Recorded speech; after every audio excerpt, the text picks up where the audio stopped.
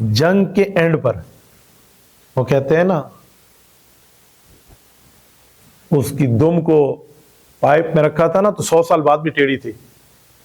تو جو قاتلین عثمان بچ گئے تھے نا، جو اس لشکر موجود تھے، ان میں سے ایک دو نے بک بک کی تو حضرت علی المرتضیٰ کے کان تک پہنچی.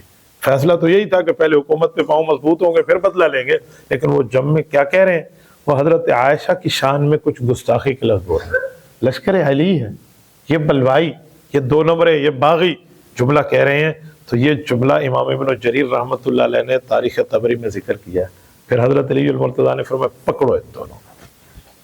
نرمیاں کر رہے تھے نا، لیکن یہاں حضرت علی المرتضیٰ سے برداشت نہ ہوا کہ ام المومنین حضرت عائشہ رسول اللہ کی عزت اور ہماری ماں کے لیے جملہ کہہ رہے کہ ان دونوں کو پکڑ کے لاؤ. پکڑا، فرمایا اضرب اعناقہما، ان دونوں کی گردنیں اڑا دو. ثم قال، فرمایا سنو میں ایک جملہ کہنا چاہتا ہوں. لانہاکما عقوبۃ فضربہما مئۃ واخرجہما من ثیابہما، کہ ان دونوں کی گردنیں اڑا دو. جب پکڑ کے جانے لگے نا، ایک منٹ ان کو میں عبرت کا نشان بناتا ہوں، ابھی انہیں مارنا ہے نہیں، انہیں پکڑ کے لاؤ. ان کو صرف وہ کپڑا دو جس سے ان کا سطر چھپے، باقی سارے ان کی معاملات اتار دیں. ان کے کپڑے باقی جو زائد ہیں وہ اتارے تو فرمایا 100 کوڑے لگاؤ ان کو. قرآن الزام لگانے والوں کو 100 کوڑے کا حکم کرتا ہے.